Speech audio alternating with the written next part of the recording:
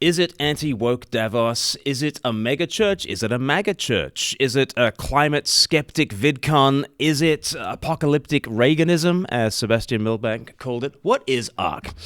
We've spoken about ARC before. I was at ARC number 1 at the end of 2023.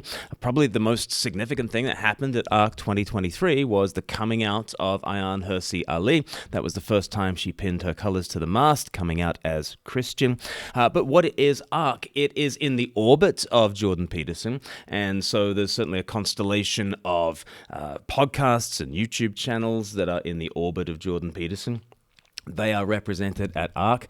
There's also this kind of anti-woke Davos thing going on. It's a little bit like a World Economic Forum, and certainly people are talking a lot about the economy and about the environment and those sorts of things. And so very much because Jordan Peterson is so vociferously anti-net zero, that certainly takes a flavor of things. But Baroness Stroud is the convener of ARC, and she leads the movement. She is a politician. She's in the House of Lords here in the United Kingdom. She's also a conservative evangelical.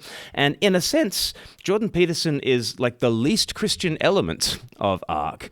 But he sort of sets a very high bar in terms of cultural Christianity and in terms of Christian adjacency, in terms of somebody who is very interested in Christian things. And he has been, perhaps to the church's shame, one of the best evangelists in the 21st century, certainly in terms of generating interest for Christianity.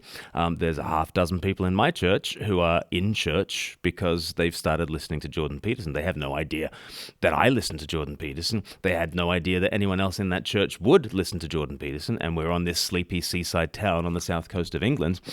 Jordan Peterson has done something.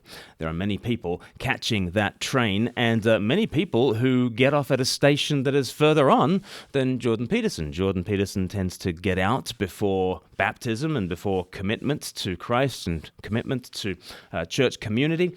He also has a very Jungian, psychologizing approach to the Bible, and at points that means that his theology is 180 degrees from an orthodox Christian understanding of the gospel. Nevertheless, many are leapfrogging Jordan Peterson into the kingdom. So what do I, as a Christian evangelist and as a pastor and as a YouTuber, what do I think about ARC? Well, have a look at my video from 2023.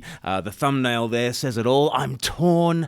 I was at ARC 2023, and you had everything at ARC 1 that you get at ARC 2. You had profoundly Christian lineups of speakers, whether they had come out as Christians or whether they were in the process of coming out as Christians or whether they were just sort of tacit Christians. It was an incredibly Christian thing, such that by the end, Jonathan Peugeot asks people, "Are you religious?" And 85% of the room puts its hands up, and probably only 3 people say that they're not. Jonathan Peugeot makes a great joke about, we're just taking names. And so it was a profoundly Christian-ish sort of a movement, but it's got lots of different things hitched to it. So there's the social media side of things, and there's the environmental side of things, and they've picked a side on net zero, and that takes them in a certain direction. And among the big finance people, there's a lot of skepticism towards woke capitalism and ESG, environmental, social, and corporate governance plans. So that's the anti-woke Davos kind of side to ARC. But then there is the political side to ARC, and certainly at ARC 1, Kate Forbes from the Scottish National Party, she was there, and she was raising the question, is there a place for those on the left on the arc, as it were? But given that Kate Forbes did not come to ARC 2, perhaps she concluded that there isn't a place for those on the left at ARC. Maurice Glassman came, a Labour peer, and so there was, somebody from Labour was there. The Conservative leader, Kemi Badenoch, spoke on the first day, and Nigel Farage was interviewed on day 2 from Reform UK. So there's an attempt to bring together Labour, Conservative, and Reform. But if you take the Jordan Peterson view on gender, and if you take the Jordan Peterson view on net zero, and if you take the Jordan Peterson view on DEI, diversity, equity, and inclusion, and if you don't mind Trump, then you will have an alliance that sits somewhere on our modern spectrum of left-right. And interestingly, in 2025, 4,000 people come to ARC 2 as opposed to 1,500 coming to it in 2023. And perhaps that's one more piece of evidence that the vibe shift is real, and many more people are just willing to question some modern liberal platitudes. Many more people are starting to think, well, even though I was told it was compassionate to transition children who are confused about their gender identity, it turns out it wasn't compassionate at all. It's a medical scandal. What have we been doing? And if people start to wake up to these sorts of issues, what else have we called compassion that has masked policies that lead to real harm? So many more people, I guess, are willing to be in the orbit of what Hillary Clinton called the basket of deplorables and think to themselves, well, J.K. Rowling is not a bigot or a phobe. Maybe the people I've been taught to call the bad guys are in fact the good guys, and maybe some of the guys that I've been calling the good guys are in fact the bad guys, and perhaps I've been captive to one kind of vibe and I need to investigate my beliefs more deeply. And this is why, as an evangelist, I see the audience for ARC being an incredible mission field. I was there for 3 days. I went with 3 evangelistic books of mine to give away to people, and I got rid of those before lunch on day 1, having one conversation after another. So whenever I talk to somebody, I would just say, what's it like being surrounded by so many Christians? Because there are just Christians everywhere. The great majority of those on stage are Christian, whether they declare that or not.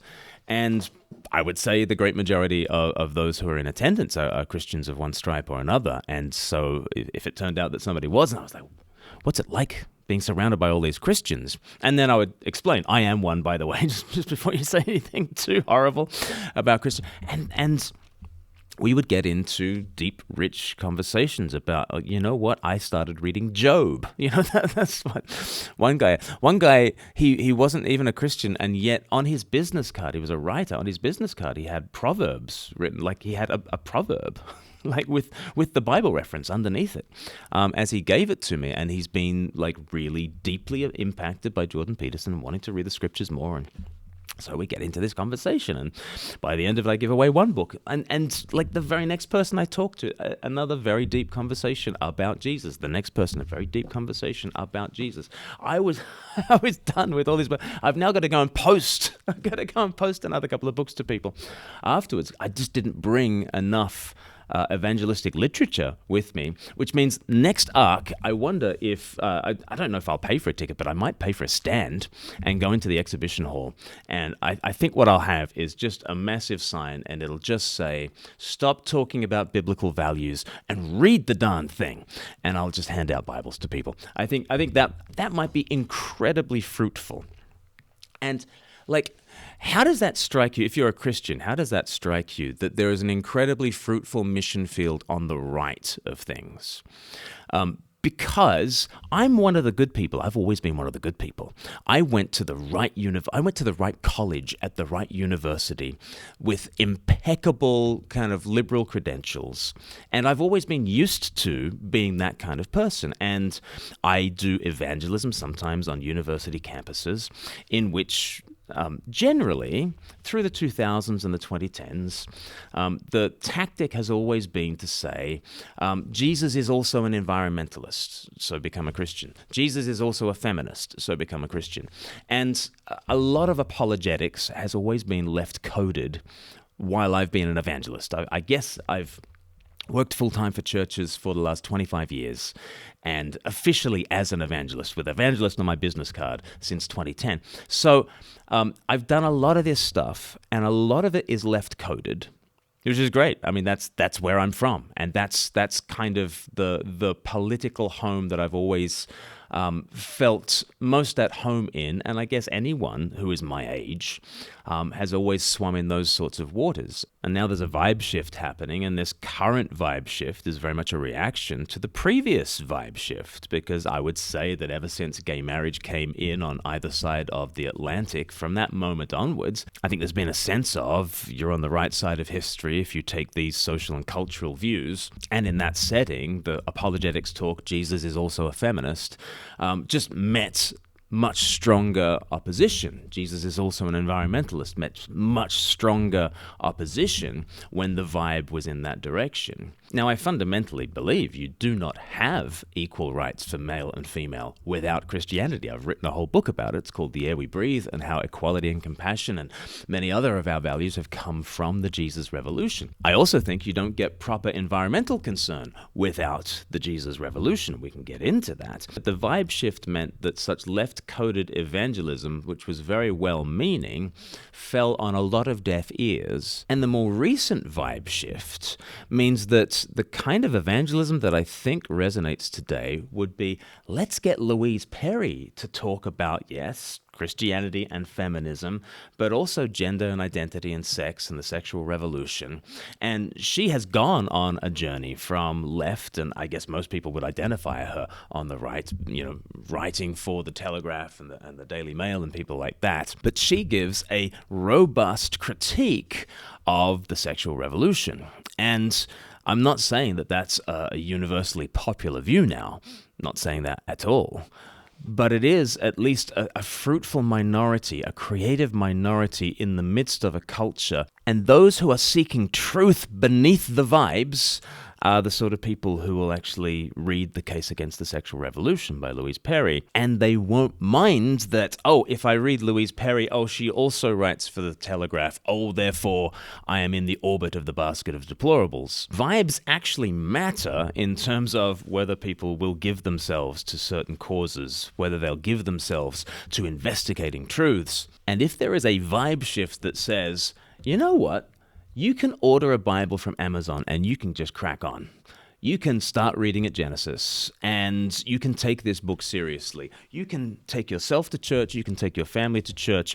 Maybe you even should. The vibe shift makes all of that very plausible. In fact, it actually makes it attractive, not to the great majority of people out there, but to a significant minority of people who are now willing to give the Bible a chance, to give church a chance, to give faith a chance. Might we be seeing a surprising rebirth of belief in God? That's the title of Justin Briley's excellent book and his podcast series. And we might be beginning to see confirmation in the data, confirmation in numbers of people turning up to church, confirmation in Gen Z saying, I'm happy to be spiritual. I'm happy to be considered religious. I don't want to be called an atheist, even though my parents are happy to call themselves atheists. Is there some kind of renewal and revitalization happening? It seems like there is something happening, and it seems like it might be happening more on the right of politics. And again, I asked the question, are Christians okay with that? In the 1970s, the Jesus Revolution and the hippies who turned to Christ was very much a movement on the left.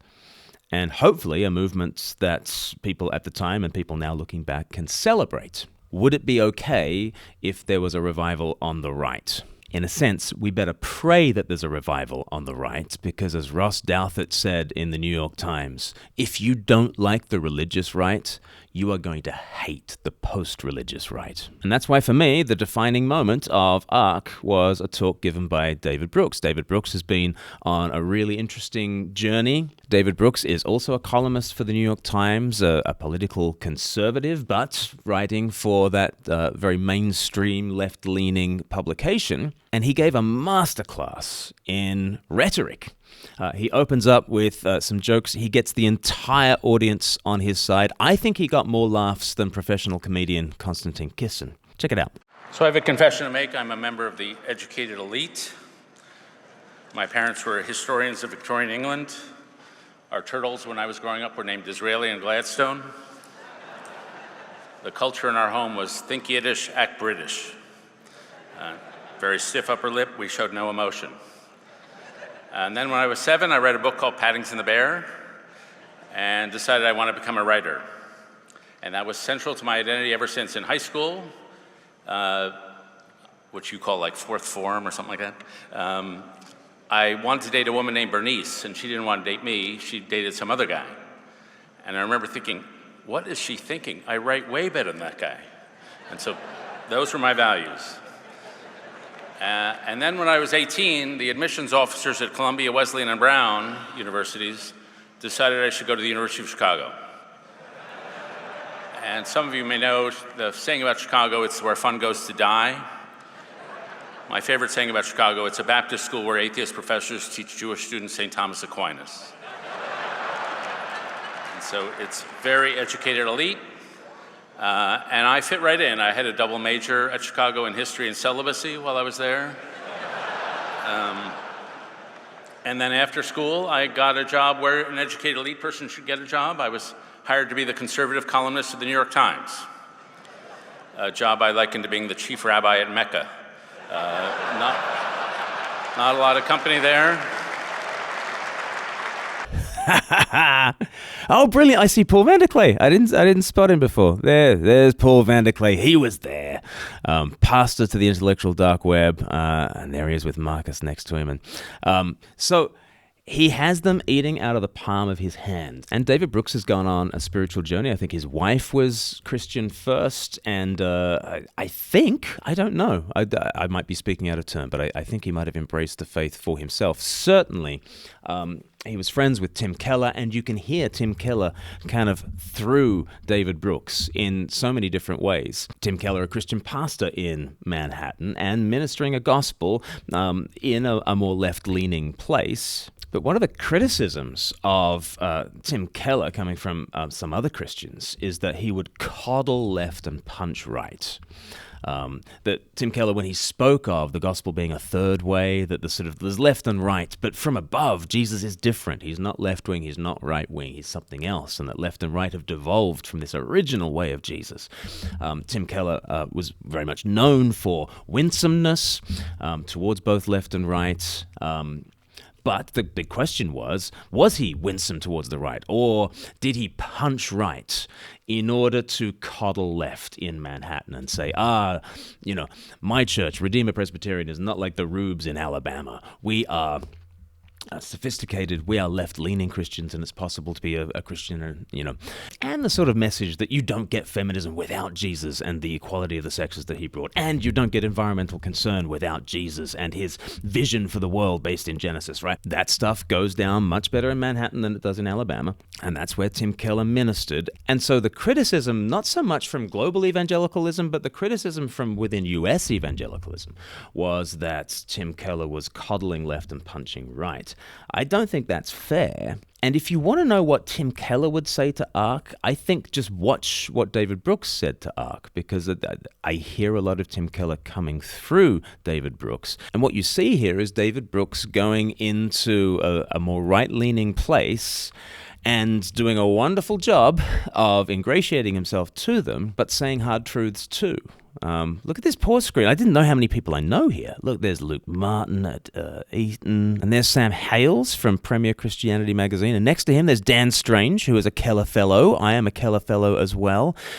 So a real mixture of people in this audience, but David Brooks has all of them eating out of the palm of his hand. But I think he was very brave to do what he did later on in the talk.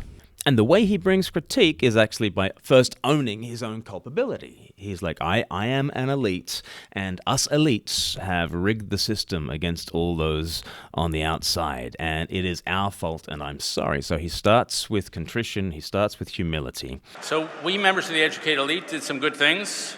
We created the internet brunch and mocktails. You're welcome. We did some bad things. We designed a meritocracy designed around the skills we ourselves possess, and rigged the game so we succeeded and everybody else failed. By age 12, American children of affluent kids are 4 grade levels above everybody else. By university age, rich kids are 77 times more likely to go to university or to Ivy League university than kids from poor schools. In adulthood, 54% of the people at elite workplaces went to the same 34 elite colleges. So we ended up creating a caste system. People with high school degrees die 9 years sooner than people with college degrees. People with high school degrees are 5 times more likely to have kids out of wedlock. People with high school degrees are 2.4 times more likely to say they have no friends. So we created a caste system, even though we pretend to be egalitarian. So having, through humor, ingratiated himself with others, he then moves to humility, he then moves to contrition, and then he has some hard things to say about those on the right. Interesting. The third thing the educated elite has done, and this may not please you, is we produced Donald Trump. Some people think Donald Trump is a populist. Donald Trump and Elon Musk went to the University of Pennsylvania and Ivy League school and became billionaires. J.D. Vance went to Yale. Pete Hegseth went to Princeton and Yale. Stephen Miller went to Duke. Fox News types like Laura Ingraham went to Dartmouth. And they represent the educated elite. And the key factor of the educated elite is that they're not pro-conservative, they're anti-left. I think that's a key question for the vibe shift right now. The vibe shift, is the vibe shift actually, let's return to the sources and let's return to Jesus and the gospel, or even just classical liberalism, or even just conservative values? What are we returning to in the vibe shift? And so much of it, says New York Times columnist David Brooks, so much of it is just anti-wokeness. So much of it is just, I'm sick of the left telling me I'm a bigot for actually wanting to protect children against gender ideology. I'm sick of it. And I'm sick of their virtue signaling, and therefore, they've been wearing a mask the whole time. I'm going to tear off that mask and reveal that it was wicked all along. And then you ask the question, okay, but what have you got in its place? What is your positive vision? Or is your mask tearing every bit as much of a vibe as their mask wearing? That's the big question he's asking. They don't have a positive vision, a conservative vision for society. They just want to destroy the institutions that the left now dominates. And this means, in the first place, they're astoundingly incompetent. I have a lot of sympathy with what drove people to vote for Trump, but I'm telling you, as someone who's on the front row to what's happening, do not hitch your wagon to that star. Thank you. You're supposed to boo. You're supposed to boo. Listen, I was in the room, okay? There was warm applause and there was booing. There were conservatives worried about Trump and there was MAGA. And they were both in the room, and this is the defining moment, I think, of ARC. Listen in, I think you'll be able to hear there's one guy up on the left in the bleachers who yells out traitor. Does it get picked up? Thank you. You're supposed to boo. Pete Hegseth. Oh, did you hear it? At 5 minutes 35, traitor! Traitor! The applause and the heckles, this is what's going on the right now. In the vibe shift, on the right, are people hitching their wagon to the Trump train, or is there something deeper and more grounded going on? And when David Brooks can't even point out some of the inconsistencies with MAGA, without getting heckled, we have a big question. What's going on within the vibe shift? Can you point out problems with Donald Trump without being accused of suffering from Trump derangement syndrome? And if you find yourself pointing to others critiquing Trump and just saying, you've got Trump derangement syndrome, you've got Trump derangement syndrome, you've got Trump derangement syndrome, well, there are three fingers pointing back at you. I think there are questions for those who are on the right. There are questions for those on the left as well. As Ross Douthat has said, if you don't like the Christian right, you're really not going to like the post-Christian right. Listen to David Brooks's critique. Pete Hegseth gave away our bargaining chips with Putin before we even had negotiations. Elon Musk has 25-year-olds firing people who are controlling our nuclear codes. It's like Sam Bankman-Fried got control of our nuclear arsenal. Wait a minute. Who's Sam Bankman-Fried? Commonly known as SBF, is an entrepreneurial American who was convicted of fraud and Oh, is he the effective altruism guy? And the cryptocurrency guy, right. Bankman-Fried founded the FTX cryptocurrency exchange and was celebrated as a poster boy for crypto. At the peak of his net worth, he was ranked 41st richest American.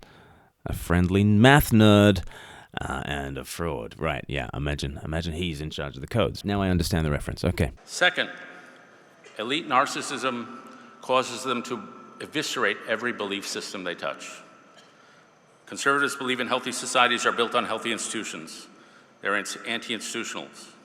Conservatives believe in steady and gradual change, Edmund Burke. They're disruption. Conservatives believe in constitutional government. Donald Trump says, I alone can fix this. Conservatives believe in moral norms. They're destroying moral norms. The other belief system that they are destroying is Judeo-Christian faith. Judeo-Christian faith is based on service to the poor, service to the immigrant, service to the stranger. Now, here's the question for those on the right. Can they hear that from David Brooks without being triggered? Because the previous vibe shift, the one that lurched very much left, told us that it was all about the marginalized, it was all about the weak and the poor, while they were giving puberty blockers to teenagers and doing double mastectomies on teenagers in the name of compassion, in the name of the marginalized and the weak and the poor. And now that that mask has been ripped off, we see through the fact that sometimes the virtue that is pretended is a virtue signal rather than virtue itself. But are we now not only against virtue signaling, are we also against virtue itself? And can we hear this love for the poor without being triggered? Kemi Badenoch gave a talk on day one. I thought it was really misjudged for ARC to have her there. And she used the word weakness a number of times. It's not liberal values that are the problem. It's weakness. Weakness, weakness. Weakening ourselves. Weakness, weakness. It's not liberal values that are the problem. It's weakness. Do you hear the spite in the voice? Do you hear the disdain? Weakness, weakness, weakness. No, the new Conservatives are going to be strong. And of course, playing the strong card when the Conservatives were the ones who just brought in gay marriage and brought in all sorts of trans stuff. I think most people, even at ARC, saw through the fact that this is posturing. But what kind of posturing does Kemi Badenoch think it's worthwhile doing? It's now not worthwhile to be on the side of the weak. Now it's worthwhile saying weakness. Now it is politically expedient for Kemi Badenoch to ride the vibe shift rightwards and to despise weakness. That apparently she feels she's banking on being a vote winner. And she might be right, and that might be really concerning, because what David Brooks just said about the weak and the marginalized is true. It's Christian. But because that's the same language that people use to bring in assisted dying, it's the same language that's used to kill 73 million babies in the womb every year. That's apparently a compassion and equality issue. It's about looking after the marginalized as we kill 140 babies per minute. And the trouble is, those who are pro-abortion, those who are pro-euthanasia, those who are pro-gender ideology have used the language of we are just on the side of the marginalized and the weak and the poor and the outsider. And those on the right are presented with a question. Are Christians on the right still going to be able to hear the language of compassion? Are those on the right going to be able to hear the words of Jesus? I was very heartened that Toby Young spoke about freedom of speech in one of the talks and said the reason why we believe in freedom of speech is because you want the marginalized to have a voice. I thought that was a much-needed appeal and kind of the opposite of the Kemi Badenoch message. The Kemi Badenoch message is that weakness is to be despised. Toby Young said to those on the right, as a fellow person on the right, he said, these rights are to protect the weak and the poor. Can you hear Toby Young? Can you hear David Brooks? Can you hear Jesus? Or is the vibe shift going to sweep us away, not only from that language, but also from those convictions? That's a real danger. Let's go on a little bit further in David Brooks's talk. My friends in America are conservative evangelicals in government who want to fight sex trafficking, poverty. They want to preserve national security. Donald Trump is declaring war on those Christians. So I've described three different things we educated elites brought you. We destroyed the social fabric through inequality. We destroyed the moral fabric through privatizing morality, and we destroyed the institutional fabric, what's happening right now. How can we come back? Well, we already are. So David Brooks, he started with laughter, he started with humility, and I'm part of the elites and I'm part of this problem, I'm sorry about that. He brought his critique of MAGA, but he's halfway through his talk and he's going to turn things around. And David Brooks, I think, would agree with what Os Guinness said later in the conference, that through a Christian lens, civilizations don't so much decline and fall, but there is exile and return. Certainly from a Christian point of view, there is exile and return. And could there be a return? David Brooks thinks it's already happening. How can we come back? Well, we already are. I often ask people, tell me about a time that made you who you are as a human being. And they never say, I went on a fantastic vacation in Hawaii. They never say that. They say, I went through a really hard time. The death of someone, the loss of someone, moving away from home, entering a new vocation. Paul Tillich, the theologian, said those moments of suffering interrupt your life and they remind you you're not the person you thought they were. They carve through the floor of your basement of your soul and they reveal a cavity below, and they carve through that floor and they reveal a cavity below. In moments of suffering, you see yourself in a more deep way than you ever did before. And in those moments of suffering, you can either be broken or you can be broken open. And people who are transformed decide, I'm going to be broken open. And nations that are going to be transformed by moments of suffering say, we're going to be broken open. I think that's a beautiful moment, and it's what you can get when you have a Christian message rather than a civilizational message. A civilizational message, you can talk about Christian values, and you can talk about the Judeo-Christian legacy, and you can talk about the rules-based international order, and you can talk about human rights, and you can talk about values. But all talk about values does is make you feel angry when the other side are not upholding them, or wistful for the past, or determined to scrunch up your stomach muscles very tightly and become the sort of person who lives up to such values. What it never does is break you open. Suffering breaks you open. Love breaks you open. And love in the midst of suffering, that's what will really break you open and heal you. And that's the Christian gospel. The Christian gospel is we are not those who are ascending a mountain by our own virtue. We are those who are in a valley of deep shadow.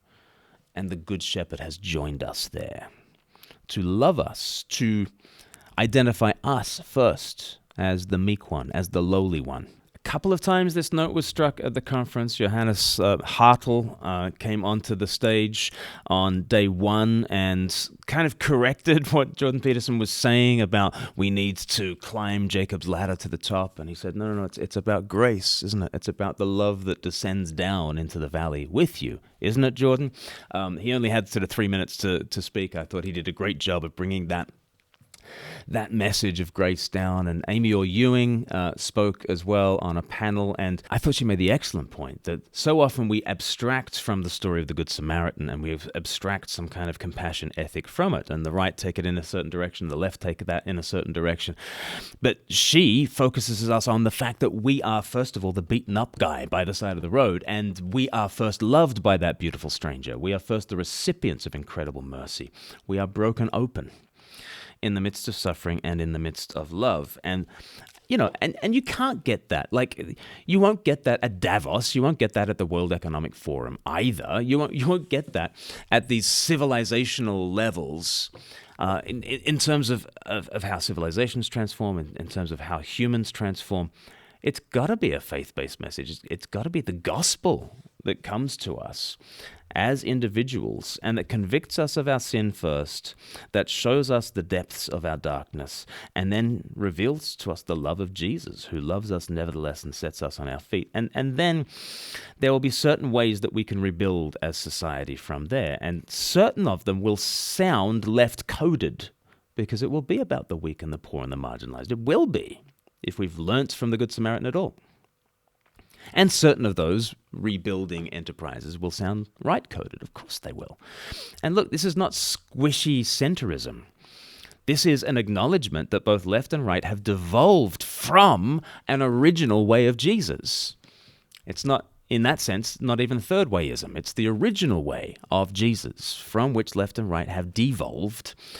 And in order to be disciples of the true Good Samaritan, the one who has loved us at our worst and raised us up onto our feet to pass on his compassion revolution, to follow in that original way, sometimes it's going to sound left-coded, sometimes it's going to sound right-coded.